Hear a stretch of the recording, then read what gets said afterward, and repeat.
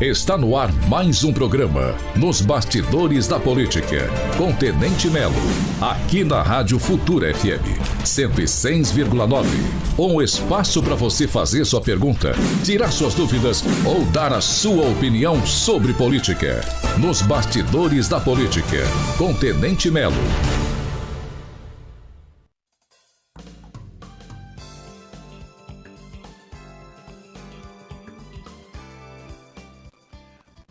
Bom dia Itajubá, vez juntos e ao vivo, diretamente dos estúdios da 106.9, aqui quem fala é Tenente Melo, estamos juntos em mais um Nos Bastidores da Política. Sexta-feira, hoje amanheceu um pouquinho frio, né, Duarte?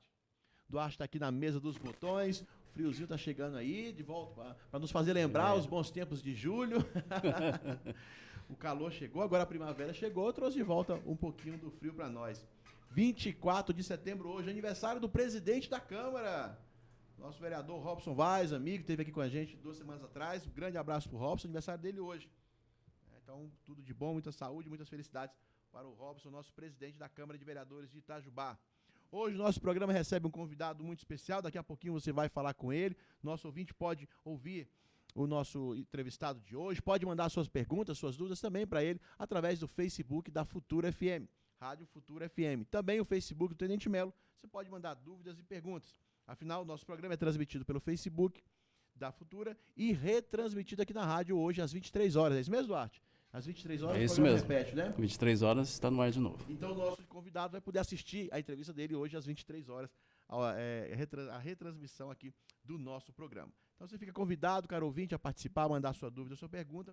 O nosso convidado de hoje é o secretário municipal de Meio Ambiente. Acho que ele tem alguma experiência na área. Nós vamos já descobrir quanto tempo faz que ele trabalha nessa área. Eu acho que faz bastante tempo. Nem o Duarte era nascido quando ele começou a trabalhar na área de meio ambiente. O tamanho e a experiência desse rapaz. Mas antes de conversar com ele, vamos fazer aqui um giro rápido sobre o que tem acontecido na última semana na Câmara de Vereadores e também aqui na cidade.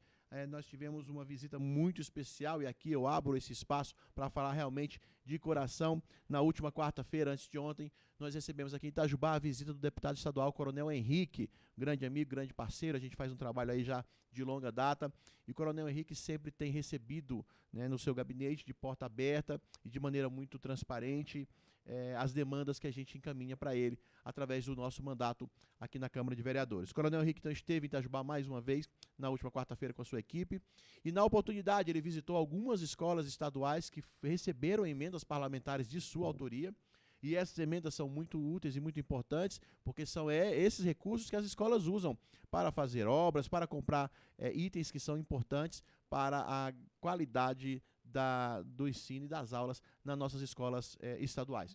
Nós estivemos lá no Agrícola, nossa escola estadual Venceslau Braz. Quem aqui não conhece o Agrícola? É um prédio bonito, um prédio histórico, centenário da nossa cidade, que já foi uma grande escola, hoje tem poucos alunos lá estudando. O Coronel Henrique esteve lá porque direcionou a emenda para lá, teve a oportunidade de conversar com a diretora, a professora Marta, com várias pessoas da sua equipe. O professor JB também esteve com a gente lá, um grande abraço para o professor João Batista, que nos recebeu lá na visita do Coronel Henrique junto à escola do Agrícola, o Colégio Agrícola. Também estivemos lá na escola do Barão do Rio Branco, no bairro da Imbel, né? Aí não tem como, né? O Melo sempre puxa a sardinha para Imbel, não tem como. Escola do Barão, o professor Gustavo, o tio Gustavo, que é o vice-diretor lá, nos recebeu junto com os demais da equipe. A Escola do Barão está passando por uma grande reforma, o telhado já foi trocado, agora a ampliação do refeitório da escola também recebeu emenda do deputado Coronel Henrique. Também estivemos numa reunião muito importante, muito produtiva no Batalhão do Exército. O Coronel Cabral, comandante do batalhão, nos recebeu lá, o prefeito Christian estava conosco e o secretário de Educação, o Júnior, também estiveram lá conosco. Por que eles estavam juntos nessa reunião? Nesse encontro com o batalhão, lá no batalhão, foi discutida a implantação do Profesp, que é um programa que é parceria do Ministério da Defesa, o Exército, junto com a Prefeitura. E esse Profesp permite que crianças da nossa rede municipal de ensino, os nossos alunos das escolas municipais, tenham acesso a atividades extracurriculares no contraturno nas instalações do nosso batalhão do Exército. Então, já tivemos isso no passado aqui em Itajubá e agora, através aí de uma iniciativa do Coronel Henrique, a concordância do comandante da 4ª Região, que está, sob a qual o nosso batalhão está na estrutura hierárquica do Exército, nós teremos o Profesp aqui em Itajubá novamente. É uma demanda que o presidente Bolsonaro deixou claro, ampliar a vaga de crianças atendida pelo Profesp. E Itajubá vai entrar, então, nesse número de crianças atendidas aí já no início do ano que vem.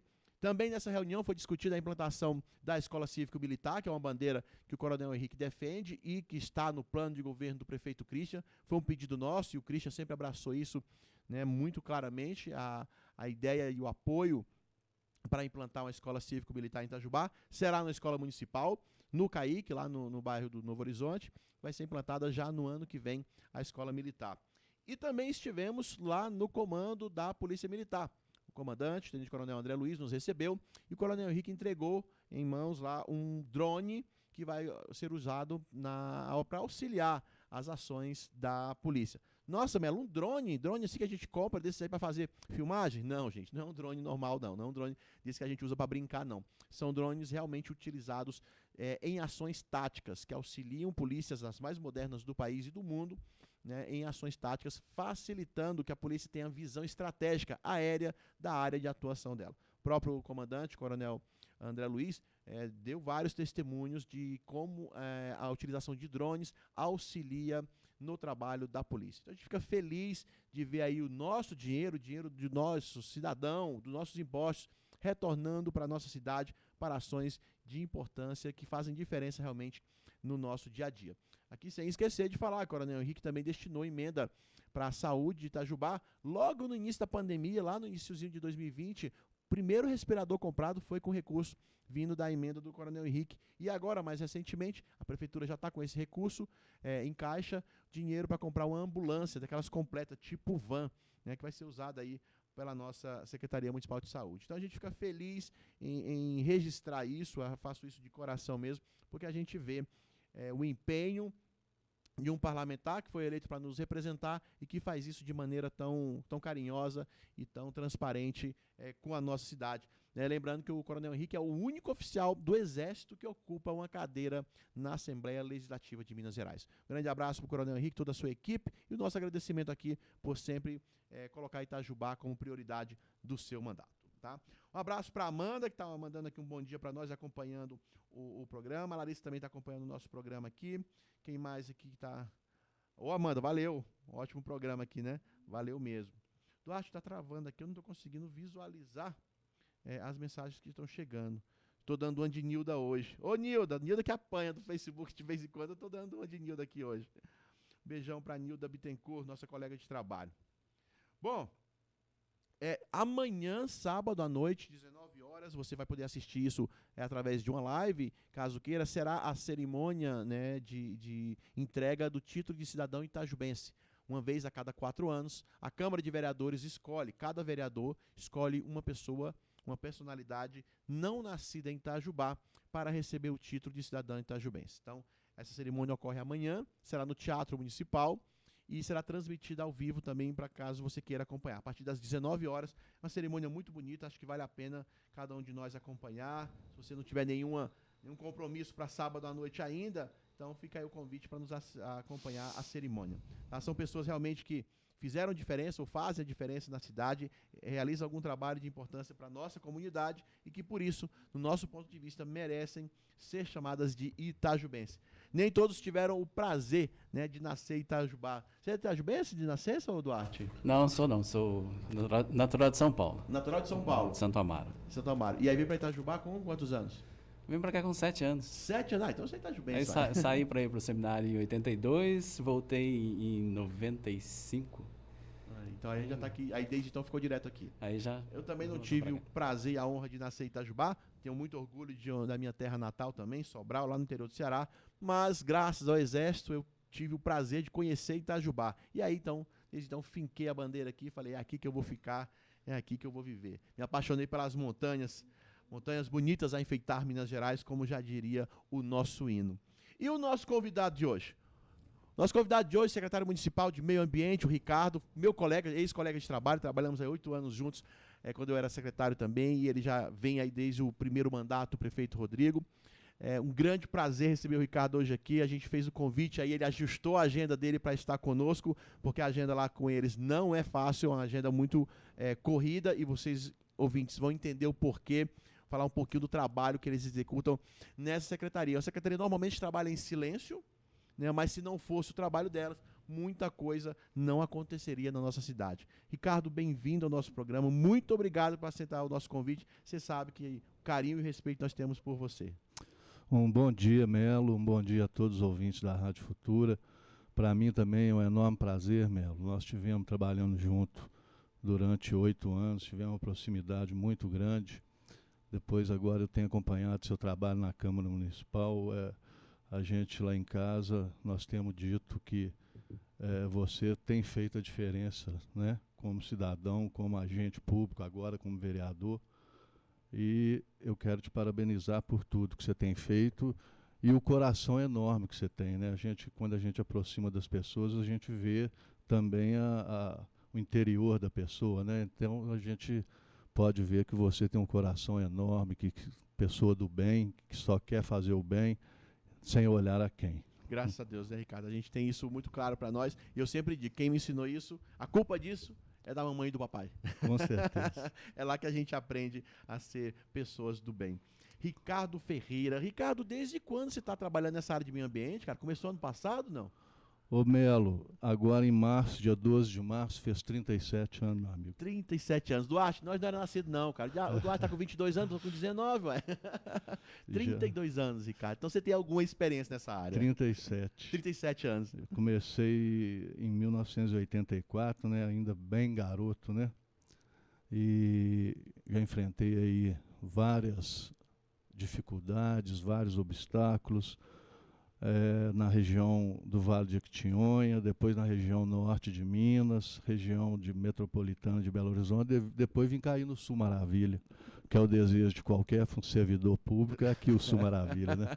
Então, especificamente Itajubá, então né? o Ricardo também não é nascido aqui? Não, eu sou de uma cidade próxima a Tiradentes, São João del Rei, chamada Prados, cidade pequenininha, mas também muito acolhedora, cidade tradicional, 318 anos de história. Então eu vim para cá. Bem antiga, né? Eu vim para cá em 2001. Cheguei aqui logo depois da enchente de 2000 e estamos aí na luta, tentando desempenhar essa grande luta, né, de conservação e preservação da área ambiental como um todo. Nós vamos falar aqui de bastante assunto e o ouvinte pode nos ajudar também aí. Você vai entender um pouquinho como que a Secretaria atua no aterro sanitário, por exemplo, no comitê de crises, né? Os ecopontos que são instalados na cidade, como é que isso funciona, né? Num passado recente aí teve muita discussão nesse sentido. Como é que funciona a questão da compensação ambiental também, os convênios que existem. Mas, Ricardo, eu queria começar falando sobre o Rio Sapucaí. Você até falou aí, né, da enchente de 2000 e você veio para cá em 2001.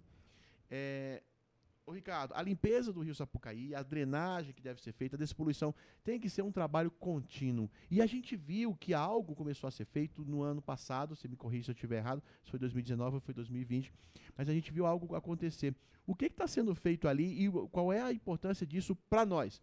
Para o Melo, para o Duarte, para o nosso ouvinte. Que diferença faz isso na nossa vida, no nosso dia a dia? Ô Melo, a gente tem que voltar um pouquinho quando a gente fala sobre as drenagens do município de Itajubá. Em 2013, né, a administração municipal, o prefeito Rodrigo, hoje o prefeito Christian, iniciaram um grande trabalho de drenagem na cidade. A princípio, pelos afluentes do Rio Sapucaí, que são os 2 afluentes da margem esquerda, Ribeirão Piranguçu, Ribeirão Anhumas, e os 2 afluentes da margem direita, o Água Preta e o Ribeirão Zé Pereira. Foi feito todo um trabalho de desassoreamento, abertura da calha, limpeza, e nós fomos fazendo a proposta de fazer também a drenagem do corpo hídrico receptor desses afluentes, que é o Rio Sapucaí. Só que para a gente fazer o serviço que está sendo feito hoje de despoluição, limpeza, dragagem e desassoreamento, nós temos que ter a outorga e a autorização de 2 órgãos federais, que é a Agência Nacional de Mineração e a Agência Nacional de Águas, que fazem a gestão do rio, pelo rio ser caracterizado como um rio federal da União. E foi muito difícil, depois que a gente desassoreou os ribeirões, a gente conseguir a autorização desses dois órgãos para a gente fazer o que está sendo feito hoje. E, felizmente, no dia 28 de agosto de 2020, a Agência Nacional de Mineração posicionou-se favoravelmente ao trabalho proposto, mas dependia, para ela fazer a publicação da portaria, dando autorização ao empreendedor de fazer a mineração no Rio Sapucaí em zona urbana, dependia da autorização do órgão ambiental municipal, que é a gente, juntamente com o CODEMA. Então houve uma discussão no CODEMA, o projeto foi colocado no CODEMA. CODEMA é o Conselho de Defesa do Meio Ambiente. E deliberou-se também pela aprovação desse trabalho. Eu gostaria que as pessoas, se tivesse um tempinho, fosse até o local que está sendo iniciado esse trabalho. Para você ter uma ideia, o Rio Sapucaí, Melo, infelizmente tinha virado um verdadeiro lixão, invisível, porque os resíduos que nós já retiramos do Rio Sapucaí, ele ficava no fundo do rio. Mais de 800 pneus saiu do Rio. 800 pneus? Mais de 800 pneus. Nós temos foto, temos filmagem.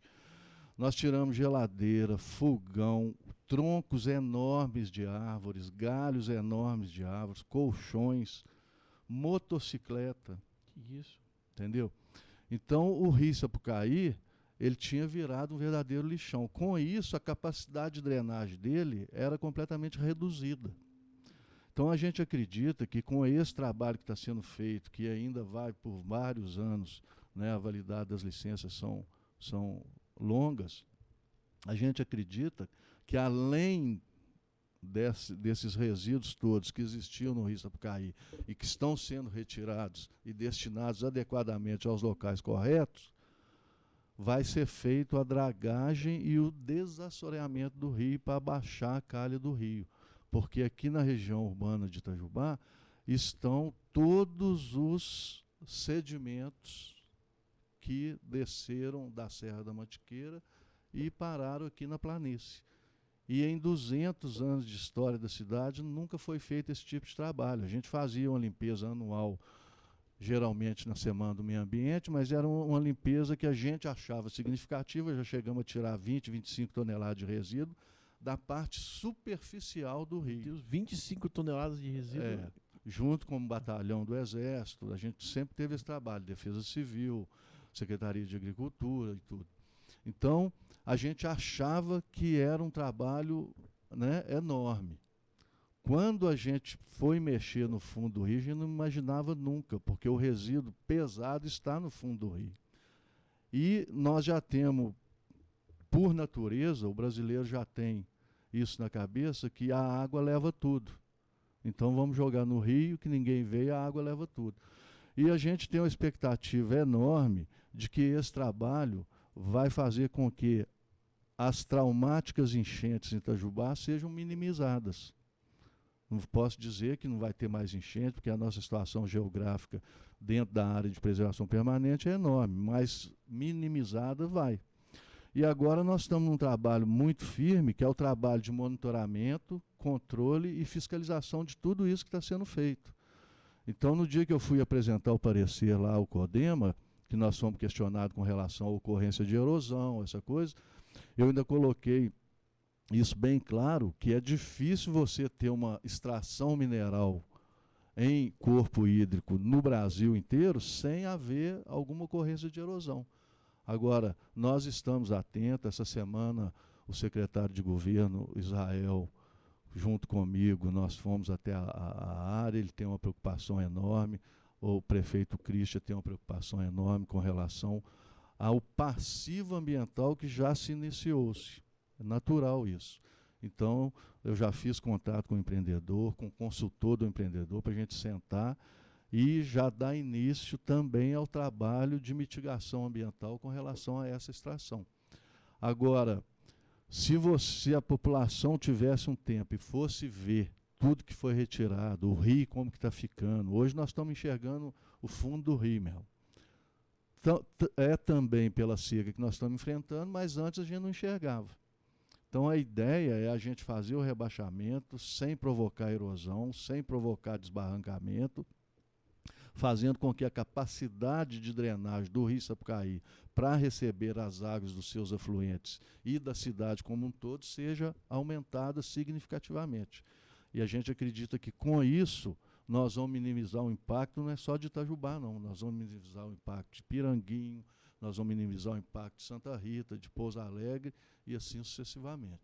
Ô Ricardo, até para a gente entender, porque você falou que estava aqui em 2001. Em 2001, 2002, 2003, foi feito um trabalho também no Rio Sapucaí, logo após a grande enchente.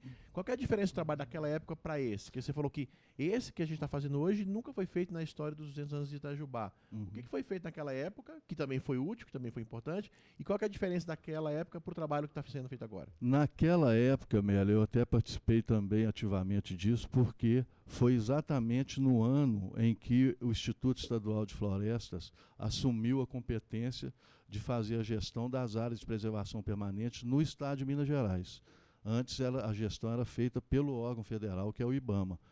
E nós acompanhamos, inclusive, com emissão de autorização em regime de urgência, de fazer os alargamentos, né? Foram feitos vários alargamentos, as rampas, os taludes do rio foram muito aumentados. Trabalho enorme e também benéfico demais para a época.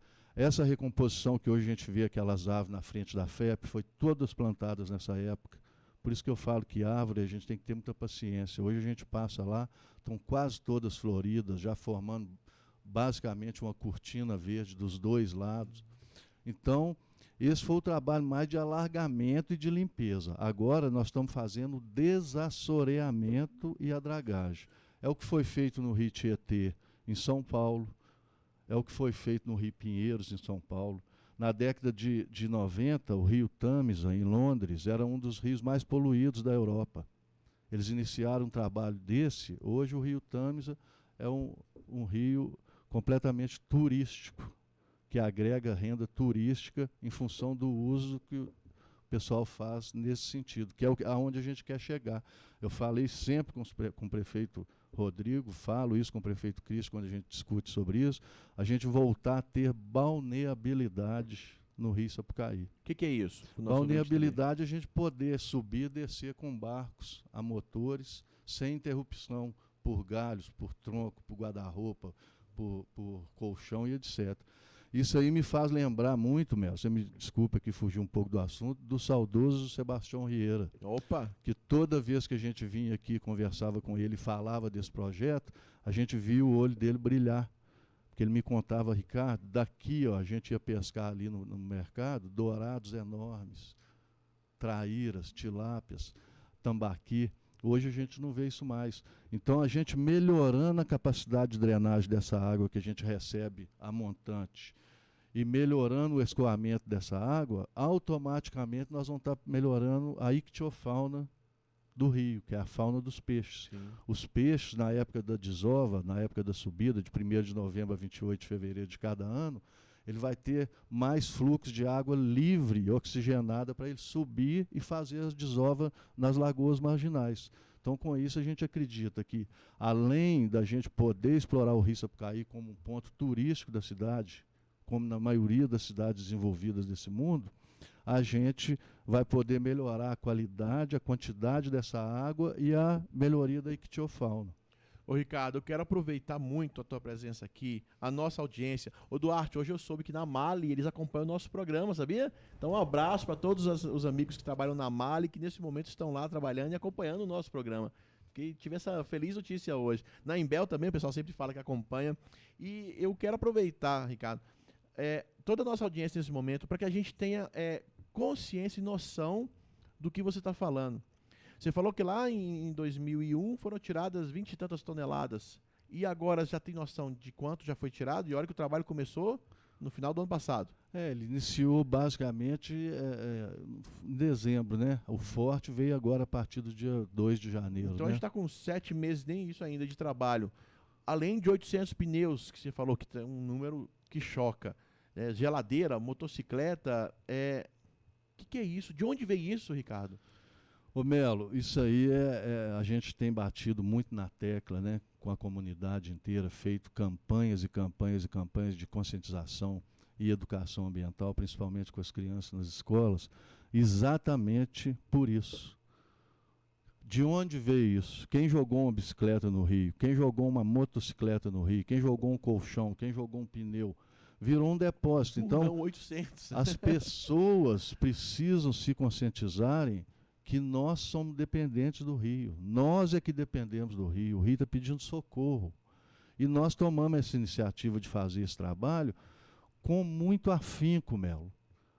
O gestor municipal, que dependeu das 2 licenças federais para que isso acontecesse, sem custo de 1 centavo ao município, muito pelo contrário, a ideia é todo o cascalho que sair do rio, material mais grosso, será doado para o município na melhoria de estrada rural, né? Então, o município não teve um investimento de 1 centavo, visando exatamente o desenvolvimento da cabeça das pessoas que estão liderando a cidade, né? O nosso prefeito Christian tem uma enorme preocupação com esse setor, com essa área. Agora, a gente, como órgão ambiental, estamos numa outra fase do projeto. Eles instalaram, agora nós estamos começando a monitorar tudo que está sendo feito. Então, se eu te falar, só um dado, você me perguntou em toneladas, só um dado, a mineradora tem direito de tirar, só esse dado, até 50 mil metros cúbicos de sedimento por ano. Esse sedimento está ali, Melo. E ele vai 50 mil metros cúbicos por ano. Então, quando a gente fala em 10 anos de projeto, são 500 mil metros cúbicos. Agora, esse sedimento vai deixar de ficar ali? Obviamente que não. Os críticos sempre falam com a gente isso, trabalho absurdo, porque vai continuar sendo assoreado. Obviamente que vai, porque nós, homens, não mudamos o nosso conceito de preservação de solo nas cabeceiras. Essa areia que está depositada no fundo do rio veio de Delfim Moreira, veio de Marmelópolis, de Venceslau, de Campos do Jordão, da Serra da Mantiqueira, e aqui vai sendo depositada naturalmente, porque nós estamos numa planície. Alguém precisa vir e extrair aquele material. Então, as pessoas não têm noção, Melo, do ganho ambiental e do ganho social que nós vamos ter. As pessoas não esperam o projeto ambiental se desenvolver. Tudo no meio ambiente é muito lento, é muito longo. A gente tem que ter persistência e saber que nós estamos fazendo da melhor maneira possível, para errar menos. Falhas existem? Existem em qualquer empreendimento de mineração do país. Agora, teve que ter coragem para fazer o que está sendo feito. E a população vai ver isso? É agora nessa cheia? Não, ainda não. Mas a população vai ver isso daqui a um curto espaço de tempo, quando nós começarmos a andar, subir e descer de barco, aí que a gente não andava 200 metros com eles. Para a gente fazer essa limpeza que eu estou te falando antes da dragagem, várias vezes a gente usava os barcos do Exército, da Defesa Civil, os militares tinham que descer no rio para transpor o barco em função dos obstáculos que existem no rio. E quando a gente fala do rio poder ser navegável, nós estamos dizendo, né, Ricardo, em outras palavras, que a água também consegue passar. Exatamente. Porque o trabalho está sempre... Porque tem gente que não entende bem do assunto, e principalmente os críticos, né, que estão sem tempo, né, estão sem trabalho, estão sem serviço, e aí ficam questionando esse trabalho das pessoas que estão lá colocando a mão na massa, que quando você fala transformar o rio Sapucaí em um rio navegável novamente, acha que é só bobagemzinha, não, que é passear de barco. Não é isso não, o passear de barco é o mínimo. Significa que o rio vai dar passagem para o que vier, inclusive a água. Se ela não tiver para onde passar, ela vai para onde? Vai para as ruas dos bairros. A gestão, Melo, vai muito além disso. Com esse trabalho, nós estamos monitorando os lançamentos ainda de esgoto sanitário in natura no rio. Outro trabalho fundamental. Já referenciamos inúmeros e inúmeros pontos dentro daquele levantamento que eu passei para você uma vez que você levou até a Arsai, até a Copasa. Sim, durante a CPI da Copasa. Identificando esses pontos, descrevendo esses pontos no nosso plano municipal de saneamento e dando prazo para a gente cumprir nossa meta de um dia chegar e não ter nada de natura no rio.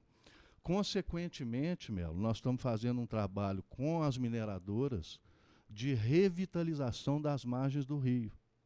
Se você passar ali próximo aonde está a draga instalada hoje, da ponte, aquela ponte que foi construída saindo ali perto do Hotel Real, Sim. você já vê milhares de mudas sendo plantadas, desenvolvidas e em desenvolvimento, sem custo do município, através de compensação ambiental pelas mineradoras que tiram seu sustento do rio. Então, a preocupação nossa enquanto ambiente, eu ficava pensando, Melo, gente, eu tenho que fazer um projeto, desenvolver um trabalho com o Rio Sapucaí, extremamente significativo mesmo, para gente, o dia que a gente deixar isso, falar, eu fiz parte de ver esse rio com a melhor qualidade de água, melhor quantidade de água e com a limpeza que a gente deseja. Então, automaticamente as margens também estão sendo revitalizadas. Se as pessoas passarem o porquê daquela cerca da ponte do mercado até a FEP. Ali foi um trabalho de compensação ambiental de uma mineradora. A feira era naquela rua aos domingos, aos sábados. Isso. O rio, Melo, se tornava um verdadeiro lixão naquele ponto. A prefeitura limpava a semana inteira. Até os cavalos dos produtores que traziam a mercadoria ficavam ali, aguardando terminar a feira e tudo. Então, é uma maneira que a gente teve de fazer com que não houvesse acesso tanto de animais como de pessoas no rio. Vai lá hoje para você ver, apesar da feira ter mudado para o outro lado, você vê a limpeza do rio naquela área. Ali no domingo até o outro domingo era um lixo.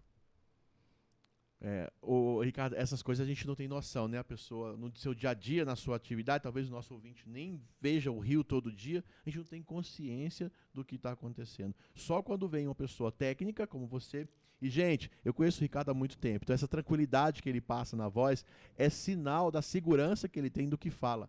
O conhecimento técnico que esse cara tem e a equipe dele que trabalha com ele também nos dá a tranquilidade de saber que o trabalho está sendo bem feito. Então, Ricardo, a gente fica muito seguro quando você fala, porque a gente vê que você tem muita clareza daquilo que você está dizendo. Você sabe o que você está falando. Né? A Amanda Maciel mandou um abraço aqui, um forte abraço para o secretário. Pessoa sensacional, ela disse. O Israel também, nosso secretário de governo, está acompanhando o programa aqui. Bom dia, nobres amigos Melo e Ricardo. Estamos aqui na audiência. Essa aqui é suspeita, essa aqui eu nem vou falar o comentário não, é a Evelise. Falou que é muito orgulho desse secretário. Evelise, seu comentário não conta. Um beijo para você. O João Paulo também está acompanhando aqui, a Celinha acompanhando o nosso programa. Deixa eu ver, opa, quem mais aqui? A Suzane acompanhando o nosso programa. Ô, Ricardo, compensação ambiental, você citou vários exemplos aí. O que vem a ser a compensação ambiental? Lembra que o nosso ouvinte não tem conhecimento desse conceito. O que é a compensação ambiental? Compensação ambiental, Melo, nada mais é do que um empreendimento que se instala em determinado território. O que aquele empreendimento vai deixar efetivamente ao ambiente ou no seu entorno de legado para que amanhã ele tire sua instalação daquele local e a gente veja o que ficou de compensação ambiental. Então, lá na prefeitura, o Israel está na escuta aí. Um abraço, Israel. Tem uma preocupação enorme com essa situação ambiental, está sempre, né, atento às cobranças que o próprio município deve fazer aos empreendedores. Mas, por exemplo, Melo, um exemplo de loteamento. Houve aquela instalação de loteamento lá do Eldorado. Sim. Né, no início de 2014. Nós sentamos com o empreendedor, falamos assim, nós temos uma proposta de compensação ambiental para o senhor, do senhor ajudar o município e o produtor rural a fazer a proteção de 40 nascentes na bacia hidrográfica do seu empreendimento, que é a bacia hidrográfica do Anhumas. Sentou com a gente, nós quantificamos quanto de insumos a gente gastaria para desenvolver o projeto, basicamente doação de arame e de moirões ao produtor, o produtor entra com a mão de obra, e assim foi feito. Georreferenciamos, fizemos o cadastro de 40 nascentes na microbacia, né? Quase 40 produtores, porque tem um lá que só um cercou 7 nascentes. E aí vem a explicação da compensação ambiental. Hoje o empreendimento está instalado, né, na parte de baixo da bacia. Exatamente. O que ele fez para a parte realmente da cabeceira da bacia, que é a parte de produtora de água? Existem 40 nascentes definitivamente protegidas, com um raio de no mínimo 50 metros do seu olho d'água, para abastecer o nosso curso da água, que é o Anhumas. E, consequentemente, o Anhumas abastecer o Sapucaí. Nós estamos entrando, Melo, numa crise hídrica jamais vista no planeta. Recorrência dos últimos 100 anos, nós estamos vendo o que Deus vai mandar para a gente agora na próxima chuva, para a gente sair dessa crise. Só Deus para salvar. O Rio Paraná tem mais de 5.000 quilômetros de extensão. E a caixa d'água do Rio Paraná, a bacia do Rio Paraná, é aqui onde nós moramos. O Rio Grande e o Rio Paranaíba são os principais formadores da bacia do Paraná, quando eles encontram um vindo do Triângulo Mineiro, outro aqui da Serra da Mantiqueira. Então, as nossas águas passam lá na Itaipu, Caramba. binacional, a 1.360 quilômetros daqui, que, consequentemente, continua abastecendo a Argentina e o Paraguai. Então, a 300 quilômetros de Buenos Aires está a cidade de Rosário. Nunca o Rio Paraná teve na situação que está hoje, lá embaixo na cidade de Rosário, quer dizer, e aqui na cabeceira. Então eu falo que o município de Itajubá, Melo, nessa área ambiental, nos últimos anos, sem vaidade, sem nada, tem feito o seu dever de casa. Nós protegemos quase todas as nascentes da Pedra Preta, da Estância, da Anhumas. Agora estamos partindo para a Serra dos Toledos e no São Pedro. Por que essa porção do município? Porque é a porção geográfica do município localizada mais próximo possível da nascente do Sapucaí.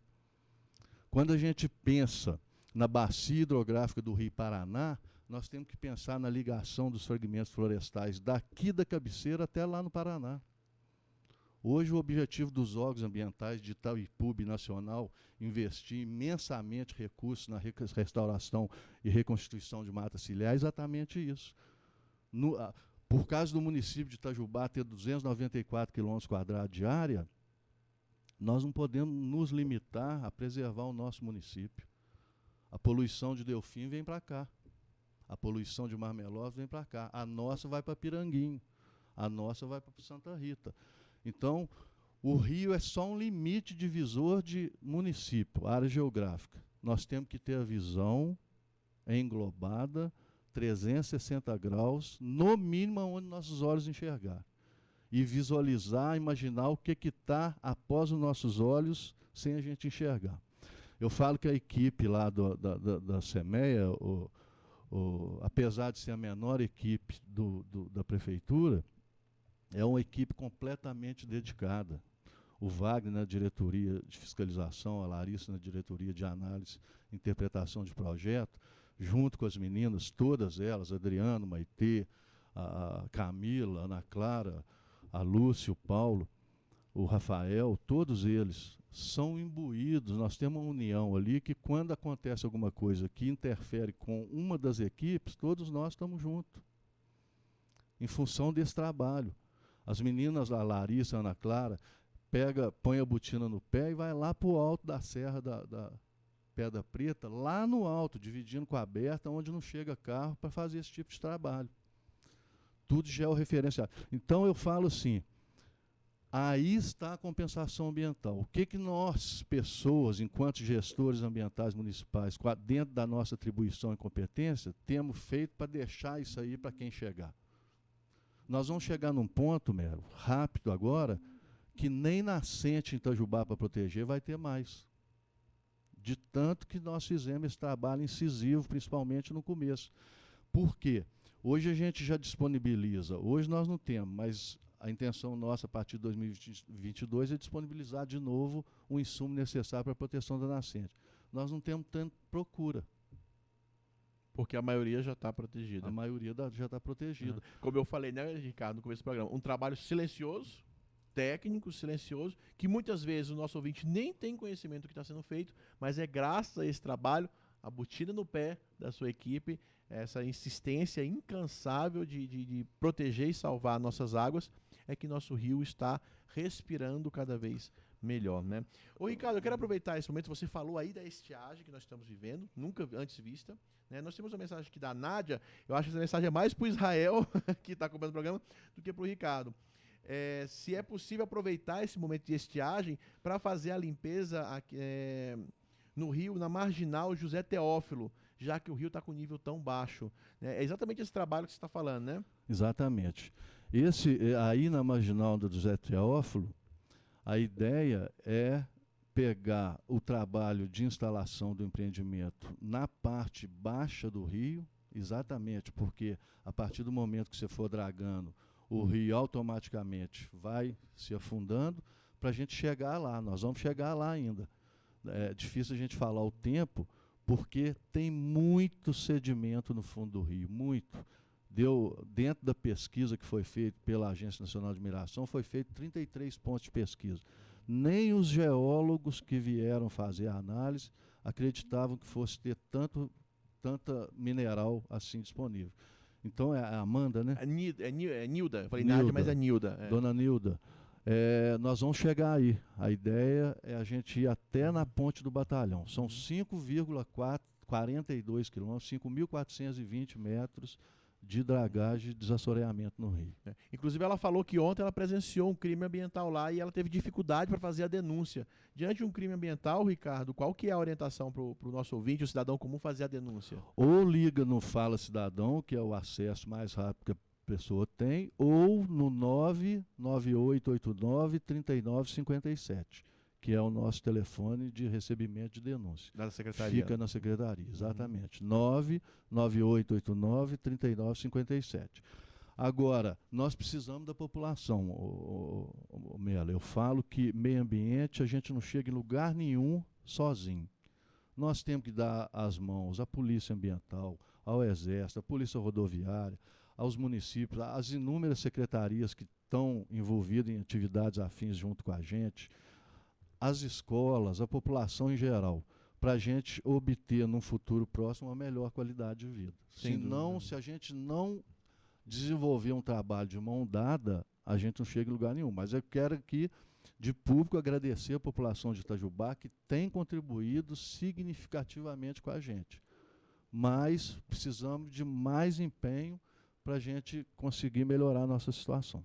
O Vaguinho manda mensagem aqui, parabenizando também o Ricardo, ele faz parte da equipe, né? Graças a Deus, Itajubá tem aí, né? Somos privilegiados por ter bastante água de qualidade, temos que preservar. E o Alexandre Lucas Cipriano também manda aqui, as crianças têm muito a ganhar com esse trabalho que a gente faz de proteção das nossas águas.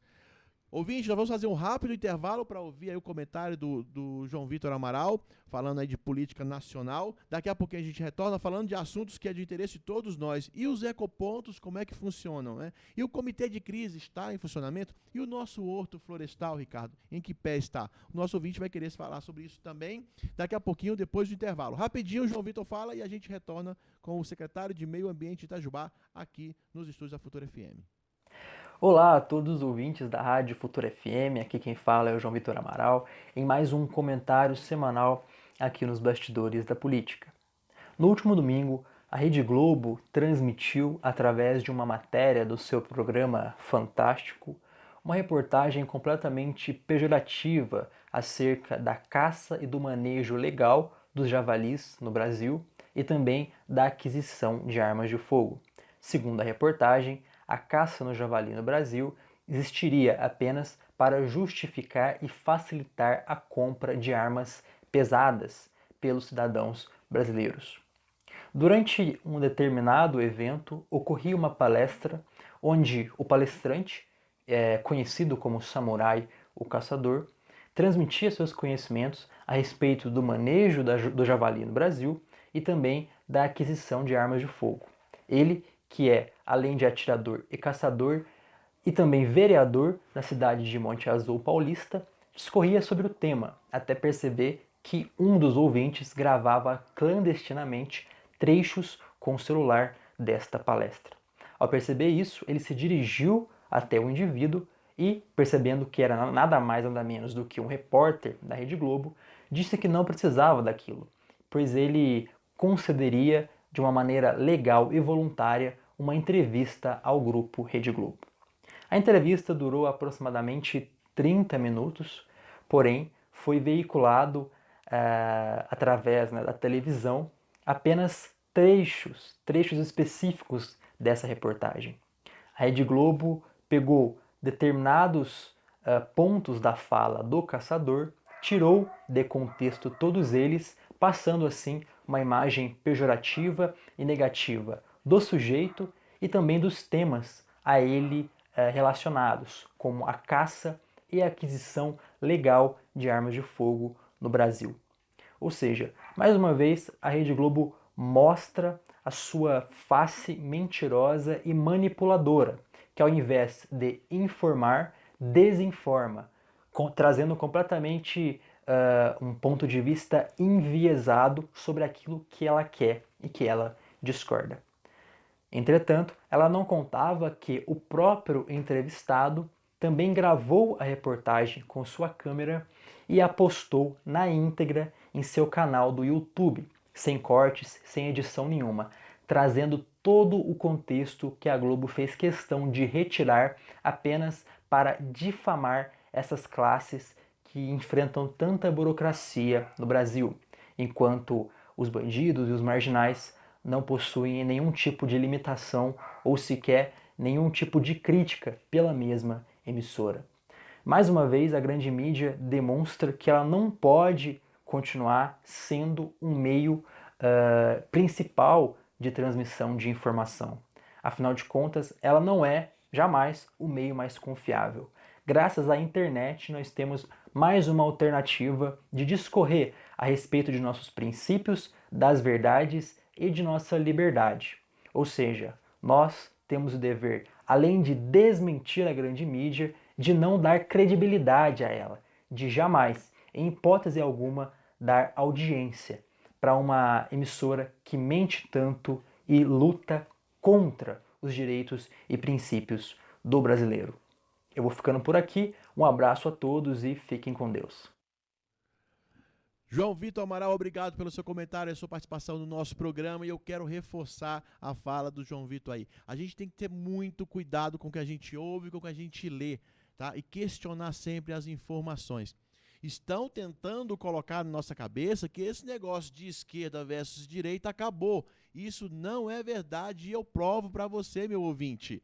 Hoje, o governador Zema vetou um projeto de lei aprovado pelos nossos deputados estaduais. Sabe qual que era o projeto? Proibindo o Uber Bus. Proibindo que o mineiro tivesse um ônibus mais barato, com qualidade, equivalente ao Uber nas cidades, transporte de carros. Em Minas, estava sendo proibido a prestação de serviço através desses ônibus. Vocês acreditam nisso? Pois é. Resultado, sabe de quê? Da ação de deputados de esquerdas aqui no nosso estado. Semana passada, o governador Zema teve de novo o trabalho de vetar um outro projeto de lei, também já aprovado pelos nossos queridos deputados de esquerda, onde ia multar se você, dono de um estabelecimento, proibisse que um homem quisesse entrar no banheiro da mulher. Era direito dele fazer isso. Já pensou que absurdo? Pois é, isso foi aprovado, isso virou lei no nosso estado. O governador Zema teve que vetar. Agora isso retorna para a Assembleia, retorna para os deputados, os mesmos que aprovaram. Vamos torcer e pressionar para que eles revejam essa posição deles. Quem está te falando que esquerda versus direita acabou, está enganando você. Está distorcendo a verdade para você achar que está tudo bem e eles retornarem para abocanhar o poder novamente. Fica de olho, porque de trouxa nós não temos mais nada. Estamos bem escaldados já para cair de novo nessa historinha. Tem muito deputado de esquerda que vota contra o Uber Bus, que vota a favor de ideologia de gênero, que homem possa usar banheiro de mulher livremente, se você proibir, você é multado, abraçando cachorrinho por aí para posar de bonzinho e ganhar seu voto no ano que vem. Olho aberto e cabeça sempre questionando tudo que a gente vê e o que a gente ouve por aí. Obrigado, João Vitor, mais uma vez pela sua participação. Vamos manter-nos alerta e atentos sobre o que está acontecendo no nosso país, no nosso estado e na nossa cidade. De volta aqui para os estúdios com o nosso convidado de hoje, o secretário de Meio Ambiente, o Ricardo Ferreira. Ricardo, ecopontos. A gente sempre ouve falar aí, as pessoas descartam itens, descartam materiais em alguns pontos da cidade. Como é que funciona os ecopontos?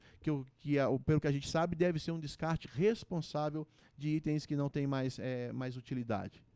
Ô Melo, isso aí, se você me permite também, eu gostaria de voltar uns anos atrás aqui. Quando nós assumimos a Secretaria de Meio Ambiente, existiam no município, na zona urbana do município, inúmeros pontos praticamente inacessíveis de descarte ilegal, principalmente de material de construção civil. Na Santa Rosa, na Inhuma, saindo da prefeitura na Pontaneiros, ali no P4, onde hoje é Zé Teófilo, nós contamos 72 caminhões de resíduo, nós tiramos ali logo assim, Eu com lembro. 60 dias de governo. Eu lembro disso. Então isso ficou caríssimo para o município e nós iniciamos um trabalho no município de tentar disciplinar isso. Porque o resíduo da construção civil ele é um resíduo acumulativo. Você põe ele num determinado local, uma hora ele satura. E os empresários desse segmento, por sua vez, transferiam essa responsabilidade ao município, como se o município fosse o responsável da disposição desse resíduo. E, na verdade, o artigo 28 da Lei 10.851, que trata da Política Nacional de Resíduos, ele descreve que a responsabilidade da disposição final adequada de qualquer tipo de resíduo, nesse caso, é dos empreendedores de caçamba. Porque você, quando você faz uma reforma na sua casa, você contrata a caçamba para pegar seu resíduo. A sua responsabilidade terminou ali. Ele vai e cobra de você X reais para tirar aquele resíduo, ele tem que ter obrigatoriamente um local para dispor esse resíduo, e não tinha. Então, com muita luta, nós instalamos no município 2 pontos desse, a princípio, para os empreendedores de caçamba, que é abaixo do presídio, do lado direito da rodovia BR-459 e do lado esquerdo outro, que sanou esse problema aqui dentro da cidade. Você não vê hoje rua interditada, mas com resíduo de construção civil em lugar nenhum da cidade. Foi muito difícil para a gente, porque nós enfrentamos muita resistência de alguns, não são todos, queremos agradecer a eles aqui, mas 1 ou 2 causam um transtorno muito grande, mas hoje esse setor está disciplinado. Consequentemente a isso, nós temos os carroceiros, que são profissionais dignos, tarefas que eles fazem boas ao meio ambiente, mas que também é outro problema. Ele recolhe da sua casa o resíduo e põe aonde? Criou-se outro problema. E aí, desde a sua época lá como secretário de administração, nós já conversamos, já divergimos, já entendemos, faz parte, né? A gente está nessa luta para criar esses ecopontos exclusivamente para os carroceiros. Então foi feita uma licitação na prefeitura, a determinada empresa ganhou e dispõe nos ecopontos das caçambas. Acabou aquela situação. A pessoa chega com resíduo de construção, tem uma caçamba só para isso. Chega com papelão, tem uma caçamba só para isso. E, semanalmente, a própria empresa dispõe aquele resíduo adequadamente, ou no aterro sanitário, quando é resíduo orgânico, ou no aterro, nessas 2 áreas que eu estou te falando, quando é inorgânico. Então, foi uma luta muito grande. Nós criamos um ali na Boa Vista, onde foi sempre aquele ponto de problema, né? Hoje acabou o problema, e agora estamos instalando o segundo na Avenida Olegário Maciel, no final da Avenida Olegário Maciel. A nossa intenção é instalar 4 ecopontos até no final do ano. Com isso, nós conseguimos disciplinar essa atividade no município, que era um transtorno. Os empreendedores do segmento chegavam na Secretaria do Meio Ambiente, cruzavam os braços na minha frente, sempre em grupos, e virava para mim e falava assim, qual a área que eu vou dispor do meu resíduo? Eu virava para ele, comecei com esse debate, falei, quem tem que me falar a área são os senhores. Eu é que quero saber, como órgão ambiental, aonde que vocês têm uma área licenciada para isso. E aí foi feito o licenciamento, foi feito tudo como tem que ser feito e nós conseguimos disciplinar. Tá bom? Pode melhorar? Pode. A partir do momento que as 2 usinas começaram a fazer efetivamente a reciclagem desse material, nós mesmo, o município, os CIMASAS, tem intenção de comprar esse resíduo desse pessoal, principalmente para colocar nas estradas que liga o município até o aterro sanitário. Perfeito. Né? Então, assim, não foi fácil, mas é aquele trabalho também. Eu saí do 0, eu estou no ponto 50, eu quero chegar no meu ponto 100. É com o tempo. e nós não corremos atrás de ninguém, Melo. Então, num determinado momento que a gente via que a conscientização não ia funcionar, nós começamos a multar. As pessoas passavam e viam um caminhão jogando resíduo onde não estava autorizado, tirava foto da placa, mandava para a gente nem tinha contato com o empreendimento, mandava a multa via AR, comprovadamente através de foto, que ali não é lugar desse resíduo. Aí começou a doer no bolso da população e melhoramos essa situação, graças a Deus. Então tá aí uma dica para você que presenciar em algum momento algum descarte ilegal. Você pode tirar uma foto do caminhão que está fazendo isso e mandar para o Fala Cidadão. O Fala Cidadão permite que você, inclusive, anexe foto ou vídeo na sua denúncia. Isso auxilia os órgãos de fiscalização. O mais importante é a placa do veículo. Para registrar, né, qual é, a gente chega no dono facinho. Exatamente. Né, e também deixar claro, né, é bom na foto, na evidência, deixar claro onde que é o local, que aí fica registrado realmente que o descarte está sendo feito no local inadequado. Você citou aí, Ricardo, a questão da legislação federal. Como que estão os trabalhos para a legislação municipal, o Código Ambiental, como é que está sendo construído isso? Eu sei que tem que ter convênios e parcerias com órgãos do Estado. De que maneira a Secretaria, né, a Prefeitura de Itajubá, por meio da Secretaria de Meio Ambiente, trabalha para regularizar, para construir o Código Ambiental nosso? Olha, Melo, na primeira reunião de secretários que nós tivemos, no início de janeiro, um abraço ao prefeito Cristian, ao vice-prefeito Nilo, eles nos pediram que cada secretário apresentasse a eles, separadamente, um programa de meta, quadrianual, bianual, anual e trianual.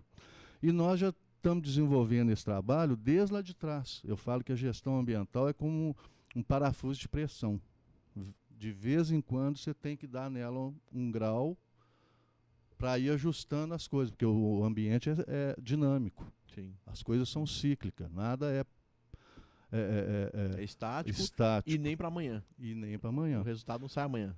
Então, dentro do nosso plano de meta, dia 21 de setembro de 2016, nós assinamos o primeiro convênio que deu a oportunidade ao município de fazer sua gestão ambiental municipal de forma descentralizada e participativa do Estado de Minas. Agora nós queremos avançar mais um pouco. Nós estamos propondo a assinatura de um convênio com a Secretaria de Meio Ambiente também, assumindo os licenciamentos classes 5 e 6 e mais as intervenções ambientais no território do município de Itajubá. Então a ideia, o serviço que o IEF presta hoje, é o município prestar dentro de pouco tempo de prazo. E a gente assumir efetivamente esse trabalho. Aí nós vamos ficar automaticamente independente do Estado. Consequentemente, o Estado exigiu da gente que fosse elaborado um Código Ambiental Municipal, com as nossas realidades, com as nossas peculiaridades ambientais do município. E na primeira semana da atual administração, nós formamos uma equipe para discutir e elaborar esse código. Pegamos o Código Nacional, pegamos o estadual e estamos trazendo aqui para o nosso território municipal. E no próximo dia 6 de outubro, quarta-feira, vai ter uma reunião do CODEMA, está planejada uma reunião do CODEMA, onde nós vamos passar ao prefeito a minuta de um projeto de lei, que depois vai chegar até os senhores, para a gente publicar e discutir aqui um Código Ambiental Municipal. Porque a nossa lei 2473 de 2003, de política municipal ambiental, se tornou obsoleta. Sem dúvida. Em função, né, que nós acabamos de falar, da dinâmica do ambiente. Então eu acho muito importante essa discussão. Nós vamos divulgar isso, a Câmara Municipal vai, né, participar do debate, o CODEMA vai participar do debate, a Procuradoria-Geral do município, a gente ter a nossa lei ambiental. Isso significa evolução. Se a gente pegar os 174 municípios do sul de Minas, só a Extrema tem a deles. Inclusive, nós estamos incluindo um capítulo, né, sugerido pelo prefeito municipal, através da Secretaria de Agricultura, que vai tratar só de pagamento de serviço ambiental. A partir da lei de diretriz anual de 2023, nós já vamos propor dentro da nossa secretaria um determinado equivalente de recurso financeiro para que o município incentive o produtor rural a receber recurso financeiro em função da preservação que ele faz na sua propriedade. Excelente. Aí esse assim, é um verdadeiro círculo virtuoso. Entendeu? Então a pessoa tem uma reserva legal, por exemplo, de 10 hectares. Ela quer fazer a verbação daquela reserva e ser incluído no serviço de pagamento ambiental. Cada hectare a gente está pensando em fazer pelo valor de R$300. A pessoa recebe ali 10 hectares, R$3.000 por ano para ele preservar o ambiente dele. Automaticamente vem o município, ajuda ele a fazer o cercamento dessa mata. Com o cercamento dessa mata, tem menos interferência humana, a fauna silvestre automaticamente fica sendo resgatada, que é o que nós fizemos no aterro sanitário. Aterro sanitário, nós tínhamos um compromisso, através de termo de ajustamento de conduta com o órgão estadual, assinado em 2007, de recompor uma reserva legal de 9,5 hectares através do plantio de 12.000 mudas. E nós só conseguimos a licença de operação porque em 2013 isso não tinha sido cumprido ainda. Aí nós fizemos um outro termo que em 36 meses a gente faria esse plantio. Hoje, Melo, a gente vai no aterro, eu conheço lá, tem tatu dentro do aterro que não tinha, inúmeras espécies de fauna, de ave fauna, os passarinhos, lontra, serpente. Quer dizer, nós conseguimos, dentro do aterro sanitário, cercar uma área de 9,5 hectares e efetivamente instalar ali uma reserva legal através do plantio de 12.000 mudas. Isso faz diferença. Mas ninguém vê. Né? As pessoas cobram a gente. Onde é que está a compensação ambiental? Você imagina 12.000 mudas estabelecidas. Eu vou fazer uma apresentação desse trabalho no CODEMA dia 6, que a gente vai mostrar as imagens satélite em 2014, 2016, 2018, 2020 e agora em 2021, que estamos continuando o trabalho. A diferença deve ser gritante. E o nosso aterro, por exemplo, hoje, a única ação e atividade que falta para ele se tornar completamente sustentável, que é a palavra da moda, é o aproveitamento do metano em energia. Sim. Que nós temos discutido isso. Essa semana tivemos uma reunião de novo com o secretário de governo, secretário de indústria e comércio, empresários interessados em instalar no aterro o aproveitamento desse metano. Graças a Deus, a quantidade de metano emitida na atmosfera hoje ainda é insignificante em termos de aproveitamento para geração de energia. Para a gente chegar num ponto de aproveitamento desse metano, nós precisamos aumentar em 50 toneladas dia o nosso resíduo. Não é o nosso objetivo. Sim. Mas é um aterro que tem pesagem digital, triagem, compostagem, recomposição de reserva legal, isolamento de água do lençol freático, do solo, lagoa de decantação do efluente líquido. Quer dizer, nós tivemos uma auditoria da Fundação Estadual de Meio Ambiente há pouco tempo. O aterro aqui, ele é recomendado para qualquer um dos gestores ambientais do Estado de Minas a vir visitar. Dia 26 e 27... Como referência, né? Para usar como referência. Dia 26 e 27 nós vamos ter a visita lá no aterro de 50 municípios. Ou seja, é um sinal de que o trabalho está sendo bem feito. E quem conhece o aterro sanitário sabe que o trabalho realmente lá é diferenciado, né, Ricardo? Muita gente ainda tem aquela imagem de montanhas e montanhas de lixo, né? Não é assim mais que funciona. Graças a Deus, o Itajubá está bem alinhado, né? O Itajubá e o consórcio, né? Os municípios vizinhos estão bem alinhados nesse sentido. E olha que na época eu lembro, quando foi assinado o convênio, a criação do consórcio, alguns críticos, daqueles desocupados, falavam, vamos transformar Itajubá no lixão do sul de Minas. Pelo contrário, Itajubá tomou a frente e falou, eu vou ajudar a evitar que no sul de Minas haja lixões. Ô Melo, eu fico pensando, às vezes as pessoas criticam, e nós somos acessíveis a todo tipo de crítica. Inclusive as negativas faz com que a gente levante a cabeça, reconheça o erro e procure errar menos, segue em frente. Mas eu fico pensando hoje, Melo, como seria o município recebendo 102 toneladas por dia de resíduo? Onde que a gente ia colocar isso? Isso dá 3.060 toneladas mês. Isso dá quase 40 mil de tonelada ano. Onde é que isso é isso? E você vai no aterro, Melo, um abraço ao Pedro Mendonça, que é o secretário executivo do aterro, gestor de primeira qualidade, você não suja o pé. Sim, eu sei, eu conheço. Porque nessa época que é poeira, tem um caminhão-pipa lá que, inclusive isso, ele tira a poeira. E os pontos mais críticos do aterro estão asfaltados. E na época de chuva, você também não suja o pé, porque tem calçamento e asfalto. Só quem está lá na célula de recebimento desse resíduo é que suja. Quer dizer, antes, a gente ia na beirada do rio, pilhas de 20, 30, 40 metros, que estão lá até hoje, né? E se fosse hoje? O aterro está em operação desde 2010, quer dizer, 11 anos. Onde é que a gente ia colocar esse resíduo? Se a gente não tem lugar para colocar o resíduo de construção civil e imagine o nosso resíduo. Agora, o ser humano, a gente fala sempre, o meu sucesso é chegar na segunda-feira, eu tirar o meu resíduo de dentro de casa e ser incapaz de separar o que pode ser reaproveitado através da reciclagem e o que vai para o aterro. Muitas pessoas separam, nós contamos com muita gente desse jeito, mas ainda tem muita gente que não faz isso. Você entendeu? Coloquei meu resíduo de fora do meu portão, acabou a minha responsabilidade.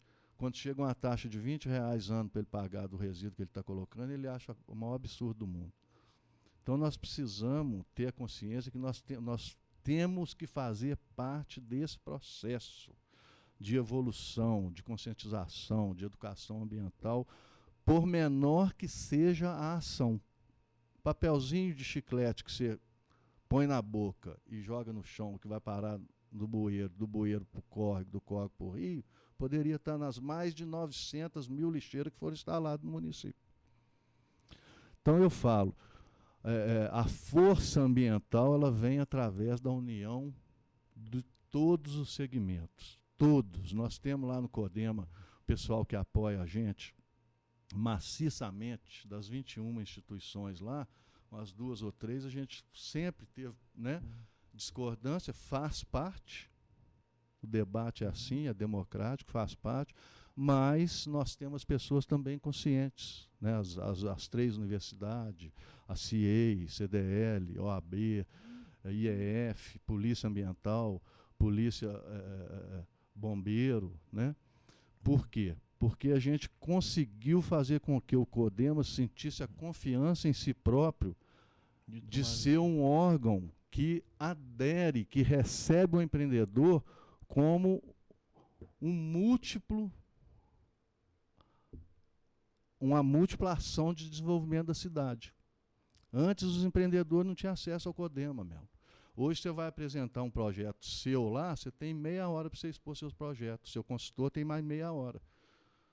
Se o empreendedor não tiver na reunião do CODEMA para apresentar o projeto dele, o projeto não entra em discussão. Nós temos que fazer com que o órgão ambiental se aproxime da comunidade. Lógico. Abra as portas da comunidade, dê as mãos aos empreendedores para a gente caminhar junto. Esse é o verdadeiro crescimento sustentável, né? Se não a gente cresce com respeito ao meio ambiente, respeitando as regras e as leis. Se não, o empreendedor puxa para um lado, o órgão ambiental para o outro, a corda arrebenta. Aí fica brigando, ninguém sai do lugar. Né? Verdade. Já estouramos o tempo aqui, cara, tem muito assunto ainda para tratar, mas a gente vai respeitar o horário de almoço do Duarte, porque ele costuma desligar a mesa de botões se a gente estourar muito tempo aqui. Ô Ricardo, só para a gente encerrar, é um assunto que todo mundo trata com muito carinho. E o nosso horto florestal?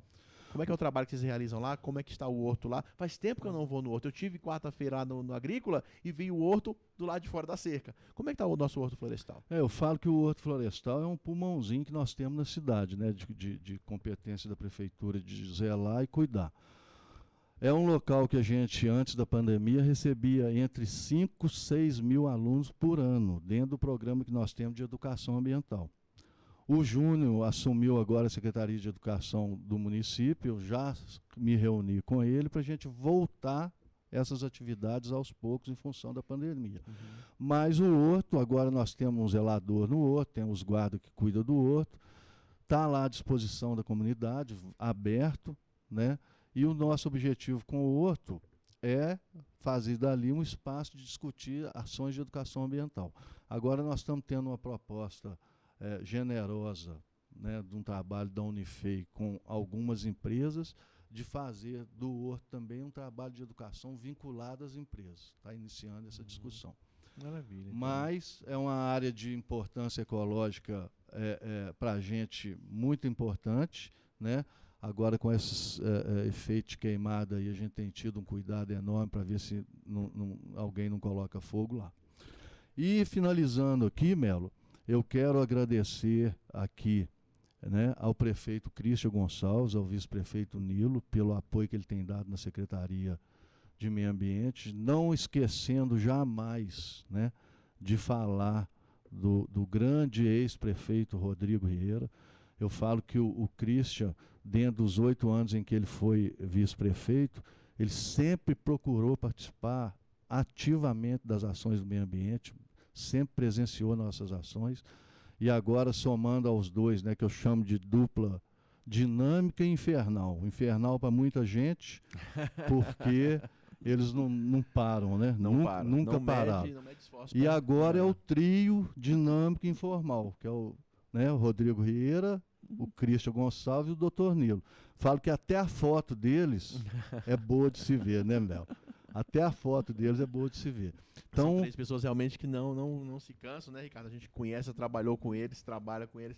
A gente vê o esforço que eles, né, dedicam sem parar para que realmente vê resultado na cidade. E vibram com o resultado que alcançam. Exatamente. E agradecer a eles também, né, da confiança pelo nosso trabalho. Eu falo que a gente vai ficando velho, a gente tem que procurar errar menos, somos pessoas, né, passíveis também de erros, mas a nossa vontade é acertar o máximo possível.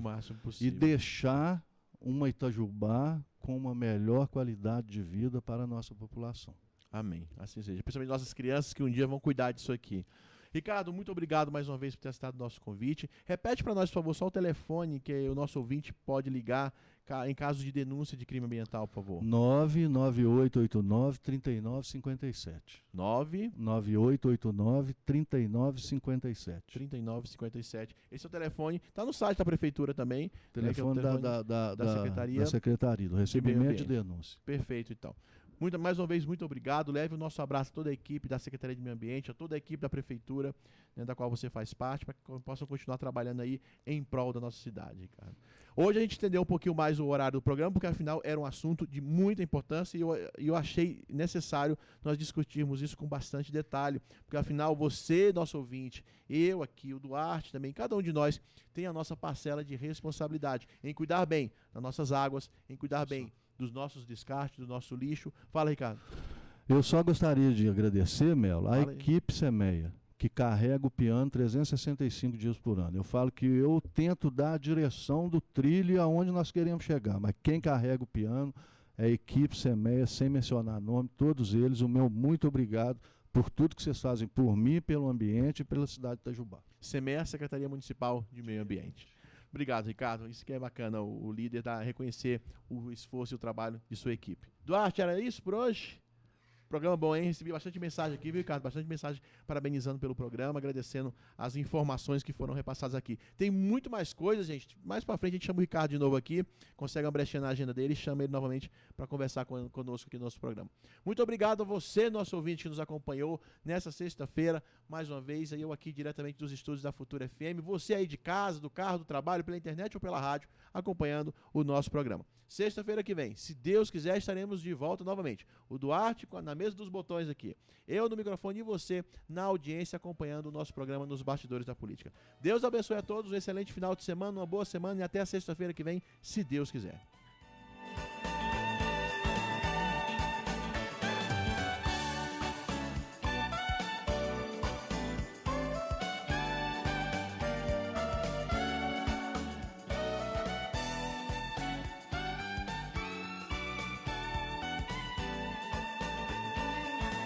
Relojoaria Nishimaki informa a hora certa. 12:18.